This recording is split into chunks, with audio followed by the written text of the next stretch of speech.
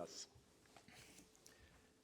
Thank you very much, Yaji, and I first need to welcome you in my language, tēnā koutou, tēnā koutou, tēnā koutou katoa, which is, of course, Maori, and you all understand what I mean. But can I first thank President Blatter, Michelle, Yaji, for organising this symposium in partnership with us and with all the team sports, because I think it is, and with the IOC, I think it is a very important initiative and one that shows thinking in the right direction, thinking towards making anti-doping programs more efficient, more effective, and in general better.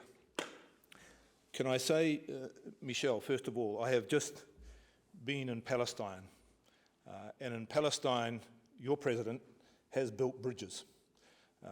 It took me 4 hours to get across one of the bridges from one country to another into Palestine. It is a very difficult region of the world, and there, football has built a bridge, which we can see markedly in the way that Palestine has now entered into some of the international competitions. Secondly, can I bring greetings from my current president, John Fahey, who retires his presidency on the 31st of December, and also greetings from my incoming President Sir Craig Reedy, who I know has already had very good discussions with you personally and good discussions with your president. I thought it was important for me today to, first of all, summarise some of the issues that I felt came out of this morning's session, and to give you some information from WADA perspective before handing over to my colleague, who is the expert in the passport, Dr. Alan Vernick. Can I tell you, firstly, Mexico. The Mexican government has now come to us to say, we will cooperate fully with you at WADA in a big research project to try to get to a situation where we can, through analysis, differentiate clenbuterol taken openly and clenbuterol through contaminated beef. So we're looking forward to advancing that project. We have certainly worked in conjunction with FIFA, and we will advance that over the coming months and let you know the outcome. Secondly, can I thank all of you who have given presentations today. This has been very lucrative from my personal point of view to see two things. One, that the research monies that we have made grants of to many of you have been very successful.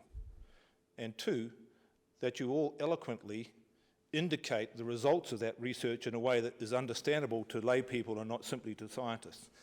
And for that, I am grateful, along with my colleague from the Court of Arbitration for Sport, because it's important that we speak in a language which is both global but also understandable. And I can say, as a lawyer, we often speak in a language which is not understandable, and certainly we make it not understandable so that we get all the money. Then can I tell you the outcomes of the Johannesburg conference, because it was very successful from our perspective, and successful in three ways. First, the emphasis on the clean athlete. I think that was echoed through many of the presentations made to the conference. Second, the commitment of both sport and governments to this rather unique body that I have the privilege of serving, to show that both governments and sport, when it comes to anti-doping, speak the same language and have a similar commitment. And I think around Johannesburg, all we heard was working together. There was no working apart, and I think that's very helpful as we all go forward together. If I can tell you what we will now do as a result of the changes that have been made to those rules, and in particular what we intend to do in 2014. First of all, and this will go out in the coming days, we have prepared model rules for all federations if they wish to adapt or adopt, so that you have something in place to work with in terms of the changes that you might need to make to your own rules. Secondly, we have looked already at how we will go further or in the future with our compliance program. And we have got a committee together which includes a member of the sporting fraternity, a member of the National Anti-Doping Agency, a member of the laboratory, an athlete, so that we look at how compliance can be measured from a qualitative point of view, bearing in mind all the help that we're going to give to our signatories in advance of that program. One or two of the important issues that have come from Johannesburg. First, the issue of the technical document that will be discussed before it's put into place with all sports as to the menu analysis that we will be, in consultation with sport, establishing for each sport. It's probably the most important work that we will be doing in the coming months, because it will reach a consensus with each sport as to what substances and when will be analysed in the laboratories when the urine and blood is sent there. We intend to look at that process in the same way that we looked at the code. In other words, with a consultative small group encompassing everybody on the way through. So one or two from my team and the management team, one or two outsiders who are experts, and then consulting one by one with sport and with others who might be interested in helping sport. That's going to be a process which will take a little bit of time, but of course reflects on some of the issues that were discussed this morning, like risk assessment, prevalence, and the use of statistics. I've got to get back to statistics because it's something that we know very well must be enhanced and advanced. And we put out a report this year, chiefly, in fact almost primarily, because of the cooperation that we have from our accredited laboratories. 157 pages, very detailed analysis per sport, I think well received by everybody, and it will lead us to taking the next steps in terms of how statistics can be worked with to show trends and so on that can lead to risk assessment and risk analysis. I think when we do that, there's one area that we must not forget, and that is that not all our cases now are analytical. We have a growing number of non-analytical cases, and of course Lance Armstrong is the top of that list. They are increasing. We don't yet have statistics for those, and so that's a challenge for us to make sure they're inputted to what we get from the laboratories.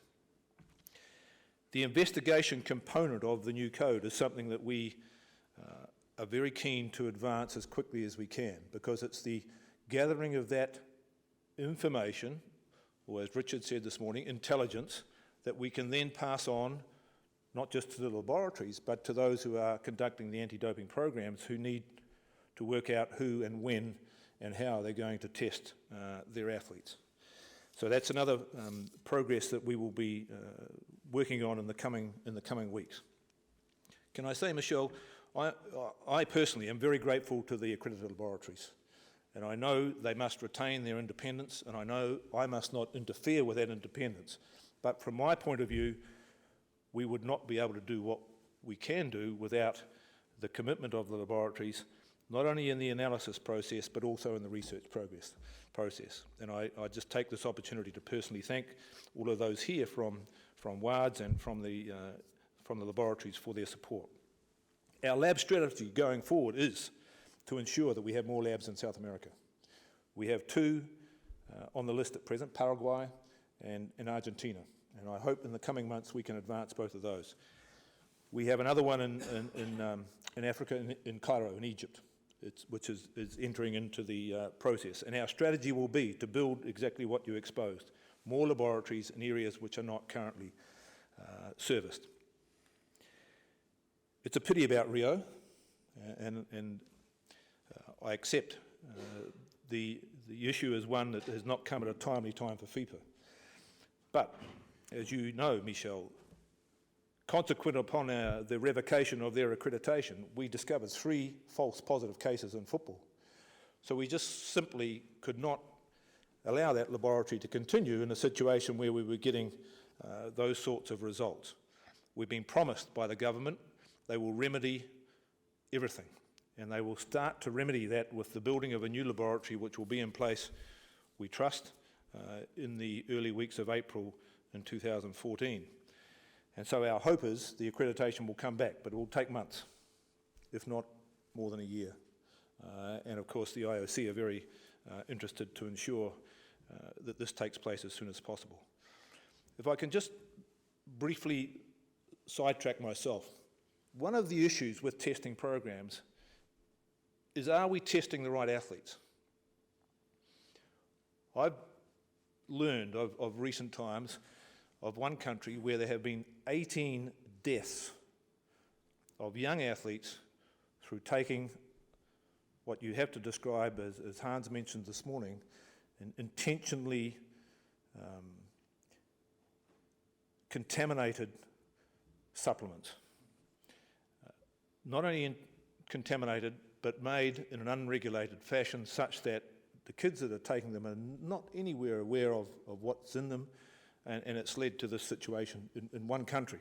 One country, 18 deaths. We also know from some of the information that we have that there are in some countries young athletes being used as guinea pigs for trialling substances so that the elite athletes learn whether they can be detected or not by the laboratories. Now, both those two issues are massive. They're very concerning to us. I would say very concerning to everybody in this whole room. But they're issues that we need to confront by doing a couple of things. More education and more information so that the governments do what they need to do from a health perspective. More information from a regulatory point of view in terms of how governments through customs and so forth can help us. But then, what do we do with our testing programs for some of the younger athletes? Our responsibility is for the pointy end, the elite end. Are we thinking of ways and means of dealing with those who are on the cusp of receiving contracts or on the cusp of growing from 17 and 18-year-olds into full-time professionals? Because that's the area where there's a big risk. And the health situation I referred to with the deaths, those are the kids who are dying. So I leave you with that message. I think our real ambition this year is to advance the passport in the way that previous speakers have spoken, to enhance our programs with more emphasis on quality than quantity, with more emphasis on being cost-effective and cost-efficient, and much emphasis on having effective testing programs. So on that note, I would like to finish, if I can, Michelle, and introduce my colleague, Dr. Wernick, who's going to be more specific on the topics that you wish to discuss today. Thank you very much.